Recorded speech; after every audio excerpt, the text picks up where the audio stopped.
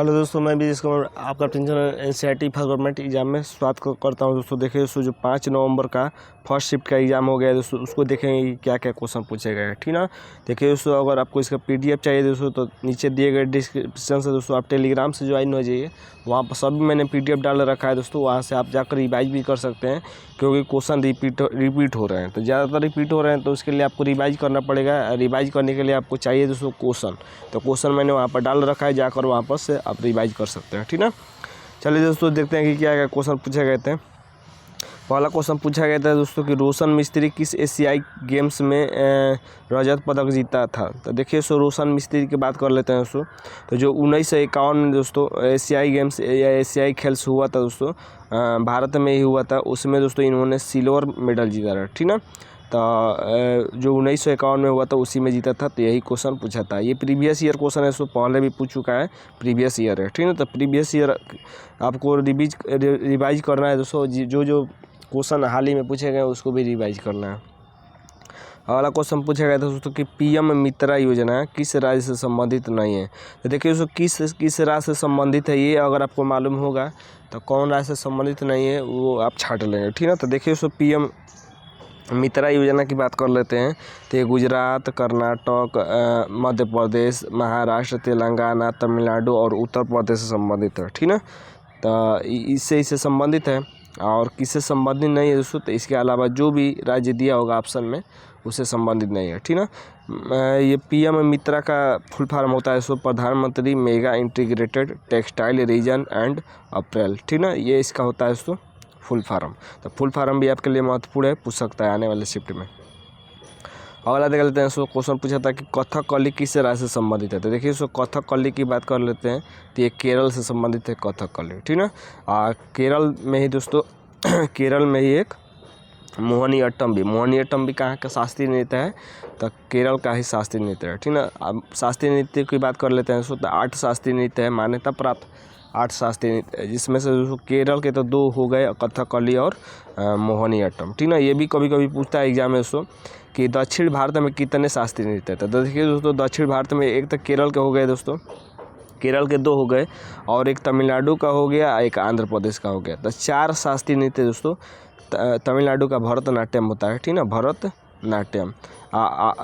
आंध्र प्रदेश का क्या होता है आप कमेंट करके बताइएगा जरूर, ठीक ना। तो ये 4 दोस्तों शास्त्रीय नृत्य हो गए उत्तर भारत में। उत्तर भारत कर रहे हैं दक्षिण भारत में। तो दक्षिण भारत में कितने शास्त्रीय नृत्य हैं, तो 4 हैं। और टोटल कितने हैं, 8 हैं, ठीक ना।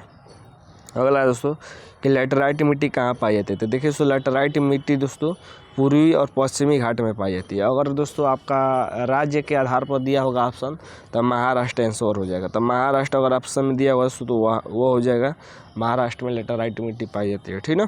तो पूर्वी और पश्चिमी घाट हो जाएगा इसका आंसर। अगला क्वेश्चन पूछा था दोस्तों कि ऑटोबायोग्राफी जस्टिस बाई ए जज किसकी आत्मकथा है। तो देखिए सो ऑटोबायोग्राफी जस्टिस बाई ए जज की आत्मकथा की बात कर लेते हैं। सो तो ये रंजन गोगोई की आत्मकथा है, ठीक ना, रंजन गोगोई की। अगला देख लेते हैं दोस्तों। देखिए अगला क्वेश्चन पूछा था कि केंद्रीय सतर्कता आयुक्त 2023 में कौन थे। तो देखिए सो ये पहले भी क्वेश्चन पूछ चुका है, ठीक ना। तो केंद्रीय सतर्कता आयुक्त 2023 में कौन थे दोस्तों, जिसको सीवीसी कहा जाता है। तो ये प्रवीण कुमार थे, ठीक ना। अगला देख लेते हैं क्या पूछा था। अगला पूछा था दोस्तों कि कथक में संगीत नाटक अकादमी 2022 किसे मिला था। देखिए दोस्तों 2022 में संगीत नाटक अकादमी हुआ था दोस्तों, तो कथक में किसे मिला था ये पूछा है। तो ये दोस्तों सुनैना हजारीलाल को मिला था, सुनैना हजारीलाल को, ठीक ना। अगला क्वेश्चन देख लेते हैं दोस्तों। देखिए अगला क्वेश्चन पूछा था कि बहुआयामी गरीबी सूचकांक में सबसे गरीब राज्य कौन है। ये भी प्रीवियस ईयर है, ये भी पूछ चुका है कई बार, ठीक ना।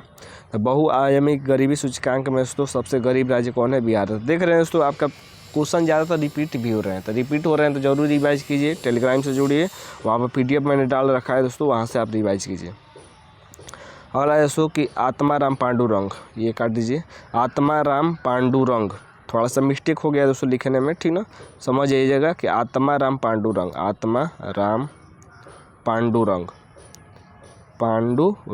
ठीक ना। आत्माराम पांडुरंग किस सभा की स्थापना की थी दोस्तों। तो ये दोस्तों प्रार्थना समाज की स्थापना किसने की थी, तो आत्माराम पांडुरंग ने की थी, ठीक ना। तो आत्माराम पांडुरंग ने प्रथा समाज की स्थापना 1967 में की थी। और याद रखिएगा दोस्तों, अगर पूछे दोस्तों आने वाले शिफ्ट में कि ब्रह्म समाज की स्थापना किसने की थी दोस्तों, ब्रह्म समाज की, तो ब्रह्म समाज की स्थापना की थी दोस्तों राजा राम मोहन राय ने, ठीक ना, राजा राम मोहन राय ने की थी, ठीक ना। और स्वामी विवेकानंद वाला याद रखिएगा दोस्तों, विवेकानंद ने दोस्तों वेदों की ओर लौटो का नारा किसने दिया था दोस्तों, तो स्वामी विवेकानंद ने दिया था, ये भी याद रखिएगा, ठीक ना। अगला देख लेते हैं दोस्तों क्वेश्चन क्या पूछा गया था। अगला देखिए दोस्तों पूछा गया था कि संगम युग के कवियों की भाषा क्या थी। तो देखिए दोस्तों संगम युग की बात कर लेते हैं, तो संगम युग के कवियों की भाषा दोस्तों तमिल थी, ठीक है, तमिल थी। अगला पूछा था कि टेनिस में ड्रॉप शूट का मतलब क्या होता था। देखिए दोस्तों ड्रॉप शूट की बात कर लेते हैं, ड्रॉप शूट की। ड्रॉप शूट देखिए दोस्तों जो टेनिस में ये खेलने वाला होता है, एक ओर से इधर खिलाड़ी होता है, इधर होता है, तो इधर से जब जो शूट किया जाता है, मारा जाता है गेंद को, तो ये अगर ड्रॉप कर देगा दोस्तों, इससे नहीं लगेगा, तो उसी को दोस्तों ड्रॉप शूट कहते हैं, ठीक ना। तो ये दोस्तों क्वेश्चन पूछा गया था। अगला देखिए दोस्तों क्वेश्चन पूछा गया था कि ईस्टर किस धर्म से संबंधित है। ईस्टर, देखिए दोस्तों ईस्टर की बात कर लेते हैं, तो ईस्टर ईसाई धर्म से संबंधित है, ठीक ना, ईस्टर ईसाई धर्म से संबंधित है। अगला देखिए दोस्तों क्वेश्चन पूछा गया था कि मानव निर्मित फाइबर का उदाहरण कौन है। तो देखिए दोस्तों मानव निर्मित फाइबर की बात कर लेते हैं, तो मानव निर्मित फाइबर दोस्तों नायलॉन और पॉलिएस्टर हो जाएगा। तो नायलॉन और पॉलिएस्टर किसके उदाहरण हैं, तो मानव निर्मित फाइबर के उदाहरण हैं। अगला क्वेश्चन पूछा गया था कि अवसादी चट्टानों का निर्माण कैसे होता था। देखिए दोस्तों अवसादी चट्टानों का निर्माण टूटने फूटने से होता है। तो अगर आपके ऑप्शन में दोस्तों अपक्षय दिया होगा, अपक्षय, तो अपक्षय आंसर हो जाएगा। तो अपक्षय से दोस्तों अवसादी चट्टानों का निर्माण होता है टूटने फूटने से, ठीक ना। अगला लास्ट क्वेश्चन देख लेते हैं दोस्तों। देखिए पूछा था कि किशोरी और मुनकर किस राजघराने से संबंधित है। तो देखिए किशोरी और मुनकर की बात कर लेते हैं, तो ये जयपुर घराने से संबंधित है, जयपुर घराने से संबंधित है किशोरी और मुनकर, ठीक ना। तो ये दोस्तों क्वेश्चन पूछे गए थे आज के शिफ्ट में, फर्स्ट शिफ्ट में। उम्मीद करते हैं कि वीडियो अच्छा लगा होगा दोस्तों। चैनल को लाइक और सब्सक्राइब जरूर करिएगा।